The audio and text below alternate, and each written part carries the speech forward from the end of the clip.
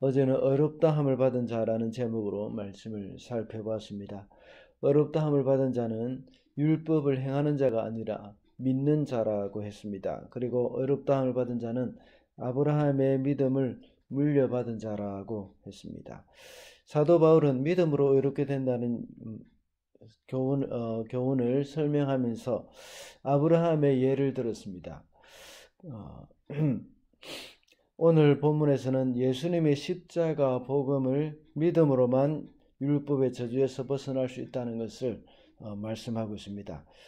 그리고 특별히 바울은 율법을 의지할 때에 받게 되는 저주를 말씀하고 있습니다.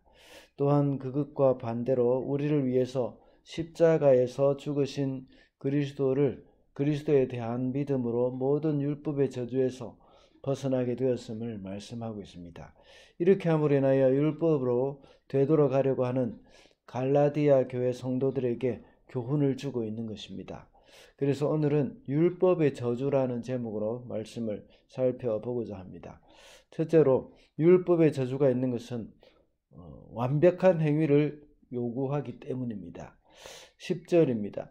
율법의 행위에 근거하여 살려고 하는 사람은 누구나 다 저주 아래에 있습니다.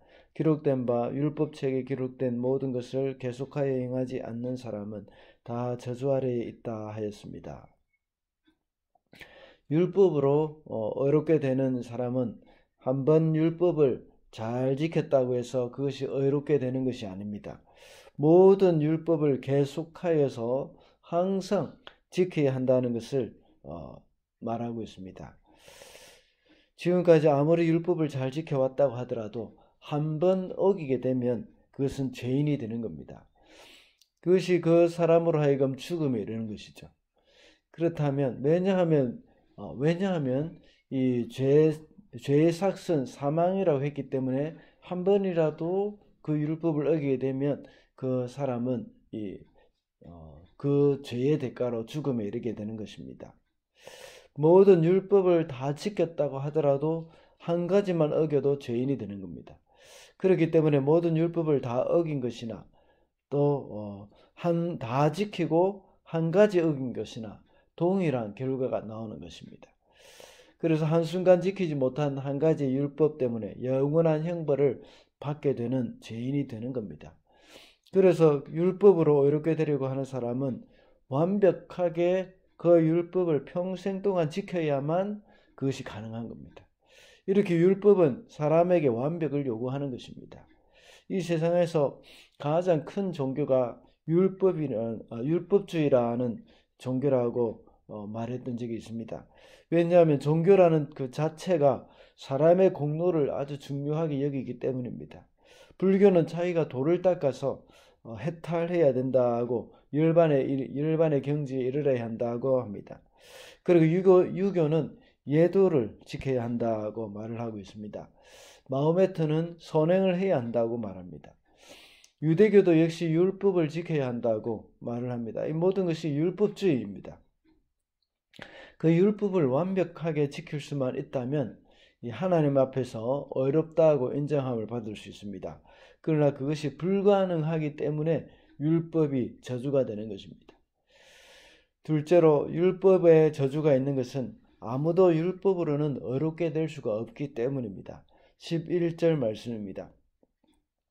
하나님 앞에서는 율법으로는 아무도 의롭게 되지 못한다는 것이 명백합니다. 의인은 믿음으로 살 것이다 하고 하였기 때문입니다. 율법으로 의롭게 된다는 것을 전제로 할 때에 어떻게 모든 율법을 항상 완벽하게 지켜야 한다. 이렇게 율법을 이렇게 항상 완벽하게 지켜야 한다는 것입니다. 어떻게 이런 것이 가능할 수 있겠습니까? 사람은 이렇게 완벽한 사람이 없는 것이 문제입니다. 아무도 율법을 통해서 의롭게 될 수 있는 사람이 없습니다. 만약에 그렇게 완벽하게 의롭게 살 수 있다면 사람이 아니라 하나님입니다. 그런데 사람들은 이 사실을 깨닫지 못합니다. 그들은 스스로가 율법 앞에서 얼마나 연약하고 죄악되며 또 의를 행할 능력이 없는 사람인지 그들은 깨닫지 못합니다. 그러나 조금만 정직하게 자신을 점검해보면 인간으로서 그 누구도 율법을 완벽하게 지킬 수 없다는 것을 알 수가 있습니다. 이렇게 율법의 행위로 말미암아 구원을 얻으려고 한다면 이 땅에서 스스로의 행위로 구원을 얻을 수 있는 사람은 아무도 없다고 했습니다. 그럼에도 불구하고 사람들은 자신은 의로운 사람인 것처럼 생각을 합니다. 그리고 죄를 짓는 다른 사람들을 큰 죄인으로 취급합니다. 그러면서 그 사람과 자신을 분리하는 것이죠. 분리시킵니다. 자신은 그렇지 않다는 것입니다. 특별히 사람들은 자기 속에 있는 큰 죄된 요소가 다른 사람에게서 발견되면 그 더욱더 크게 반응할 때가 많습니다. 그러나 하나님이 보실 때는 똑같은 죄인입니다. 다만 차이가 있다면 죄를 짓고 사람들에게 들켰느냐, 들키지 않았느냐, 그것의 차이일 뿐입니다. 죄를 짓고 들킨 사람은 모두가 감옥에 가 있거나 사람들에게 비난을 받고 있지만 죄를 짓고 들키지 않은 사람은 다 자기는 의인인 것처럼 떳떳하게 살고 있습니다. 그리고 죄를 짓고 들킨 사람들을 향해서 참 손가락질을 하고 있는 것입니다. 이렇게 사람들은 율법을 갖다 댈 때에 그 누구도 의로운 사람이 없습니다. 그래서 이 율법은 사람들로 하여금 자신의 죄를 발견하게 만들고 그것으로 인하여서 율법이 저주가 되는 것입니다. 마지막으로 율법의 저주는 그리스도를 통해서만 속량받게 됩니다. 13절입니다. 그리스도께서 우리를 위하여 저주를 받은 사람이 되심으로써 우리를 율법의 저주에서 속량해 두셨습니다. 기록된 바 나무에 달린 자는 모두 저주를 받을 자이다 하였기 때문입니다.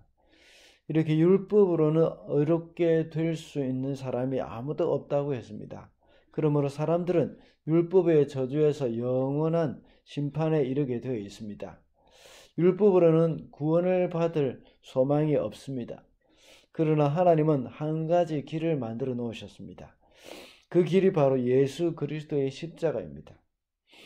예수님께서 우리 대신에 모든 율법의 저주를 다 받아두셨고 오늘 본문은 바로 그 부분에 대해서 설명을 해주고 있고 또 그 13절 이하로 볼 때에도 그것이 바로 아브라함으로부터 시작된 그런 약속이고 언약이라는 것을 말씀하고 있습니다.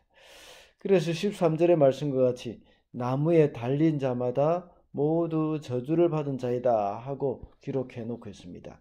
이 말씀은 신명기 21장 23절의 말씀을 인용해 놓고 있는 것입니다. 신명기에 기록된 말씀은 직접적으로 십자가의 죽음을 가리키는 것은 아닙니다. 십자가의 처형은 로마 시대에 와서 로마 시대의 법이기 때문에 모세가 신명기를 기록할 당시에는 십자가 처형이라는 형벌은 없었습니다. 그러나 신명기에는 사형을 집행하고 난 뒤에 시체를 기둥이나 나무에 매달아 놓는 그런 경우도 있었습니다. 바울은 이렇게 시체의 매달림을 가리켜서 저주를 의미한다는 그 신명기의 말씀을 인용한 것입니다. 그래서 십자가 형벌도 역시 저주의 상징이 된다는 것을 율법을 통해서 신명기 말씀을 통해서 증명하고 있는 것입니다. 예수님께서 십자가 나무에 달리심으로써 우리 대신에 모든 저주를 받아주셨다는 것입니다. 그래서 오직 예수님을 통해서만 우리가 받아야 할 그 저주를 다 이렇게 속량을 받을 수 있습니다. 여기서 말하는 속량이라는 것은 구하여 속했다는 것입니다. 돈을 주고 내 것으로 만들었다는 말이죠. 그리고 값을 치렀다는 겁니다. 그래서 예를 들면 종이 있으면 그 종을 이렇게 내가 돈을 주고 사서 그 종을 자유롭게 해방시켜 줬다 하는 그 말입니다. 예수님께서 율법의 저주로부터 우리를 속량해 주셨다는 것은 예수님이 죽음으로 말미암아서 우리를 율법에서 구해내 주셨다 하는 그런 의미입니다. 예수님의 십자가로 말미암아 이렇게 율법의 저주가 이제 우리에게서는 풀렸다는 겁니다. 그리스도의 십자가는 우리의 모든 죄로부터 자유를 주었고 율법의 저주로부터 우리의 영혼을 자유롭게 해주신 것입니다. 우리가 이 자유를 누릴 수 있는 방법은 바로 그리스도의 십자가가 바로 나의 십자가가 되도록 하는 것입니다. 제가 늘 말씀드린 바대로 주님과 함께 나의 옛 자아를 죽이는 겁니다. 저의 본성이 주님의 십자가에서 이 죽었다는 사실을 우리가 믿고 이제 그 믿음대로 살아가는 겁니다. 그래서 우리는 매 순간마다 우리의 죄된 본성과 우리의 기질을 죽여야 합니다. 그렇게 할 때에 우리는 진정한 자유를 누릴 수 있습니다. 또 그렇게 할 때에 또한 우리는 죄로부터 그리고 율법으로부터 자유를 누리게 되는 겁니다. 그리스도와 함께 죽고 이제 그리스도가 우리 속에서 존귀하게 되도록 살아가야 하는 겁니다. 말씀을 맺겠습니다. 오늘은 율법의 저주라는 제목으로 말씀을 살펴보았습니다. 율법의 저주가 있는 것은 완벽한 행위를 요구하기 때문이며 아무도 율법으로 의롭게 될 수 없기 때문이라고 했습니다. 그리고 그리스도를 통해서만 율법의 저주가 속량된다고 했습니다.